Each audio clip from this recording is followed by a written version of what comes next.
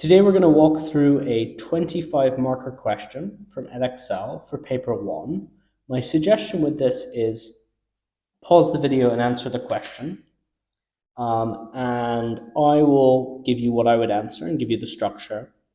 And you can get a sense of comparison between what you came up with, what I came up with. This isn't necessarily going to be the only way you could answer this question, but it should give you a sense of if you're on the right track. So without any other delay, we'll go through it. In September 2016, the government approved the building of an £18 billion nuclear power station, Hinkley Point C, which will supply 7% of UK electricity for up to 60 years. The power station is funded by Chinese and French investment, evaluated the likely private costs and external costs involved in such major power station construction projects. Use an appropriate externalities diagram in your answer. So I think the most sensible way to break this up is to do two topics, right? Do private costs and do external costs. The external costs is where I would use an externalities diagram, and I will copy this one. So we're going to use this. This is a negative externalities diagram. It's a negative externalities of production diagram. You can see we've got our deadweight loss listed. So that's what we're going to use to analyze this. In terms of definitions, I'm going to want definitions for external costs, and I'm going to want a definition for private costs. So those are going to be private costs. These are costs incurred during the production of a good that are paid by the producer of said good. And external costs are costs incurred during the production. So generally, if we were doing external costs in general, I would say during production or consumption.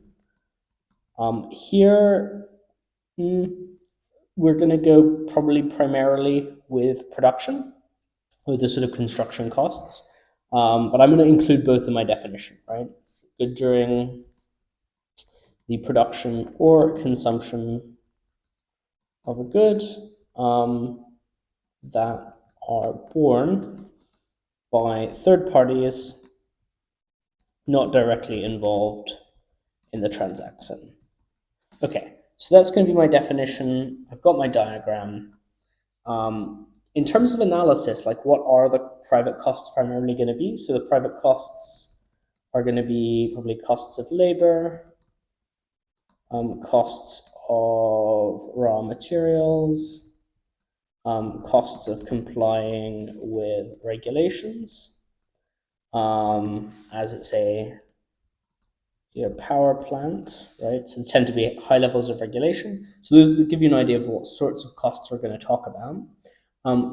I might be interested in focusing maybe on the cost of labor. So I don't want to exclusively focus on any one private cost in my analysis, but I think in terms of, say, a diagram, I might want to show specialized or skilled versus non-skilled labor diagrams. To show the cost of high-skilled labor.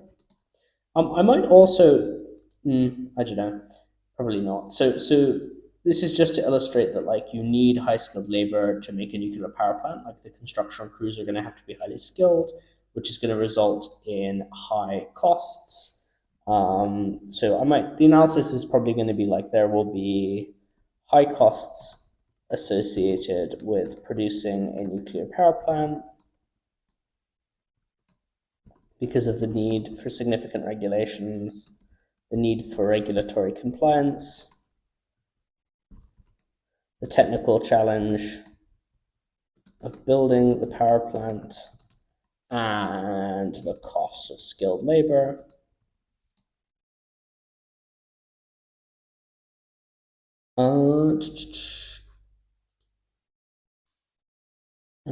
Then in terms of evaluating those costs, Obviously, in terms of application, I'm going to want to use that £18 billion number.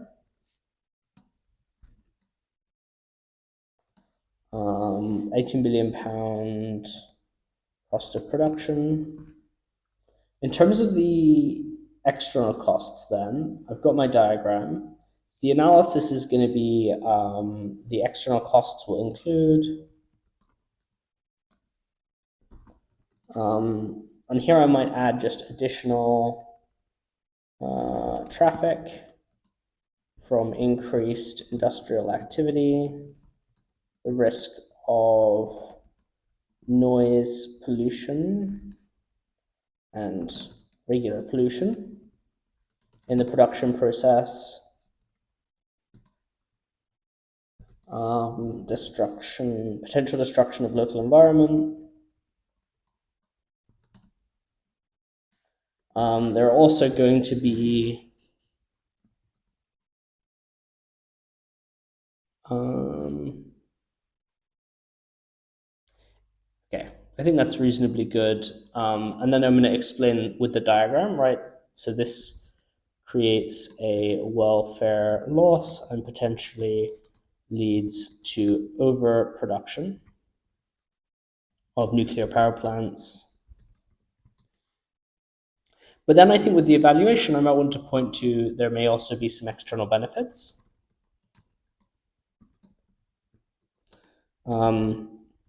Increasing local wages as skilled labor is paid more, and this reduces the supply of labor for other businesses, may lead to further investment in the area,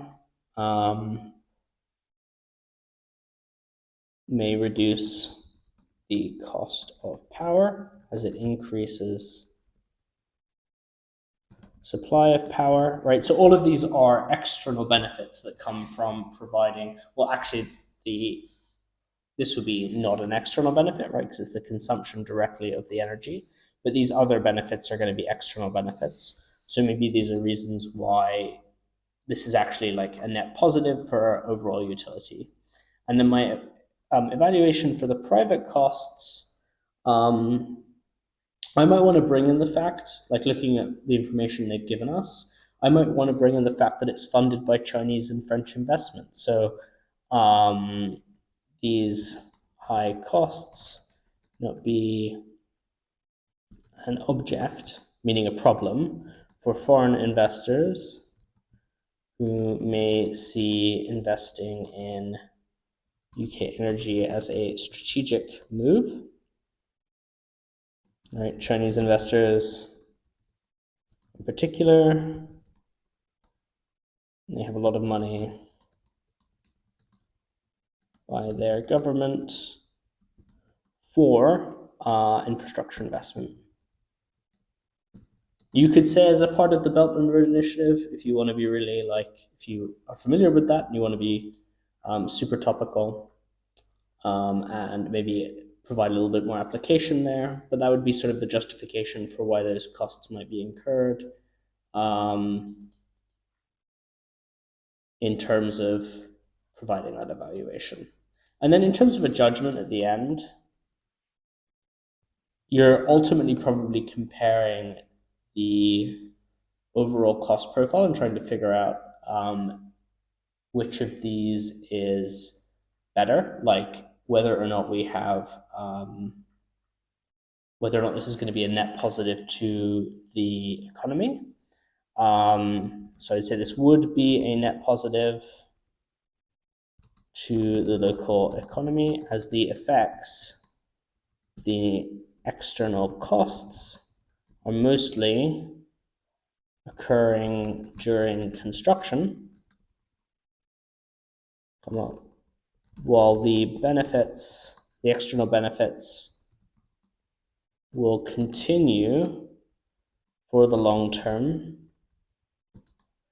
as they happen while the power plant is operating. So effectively making this a short-term versus long-term assessment of the power plant project.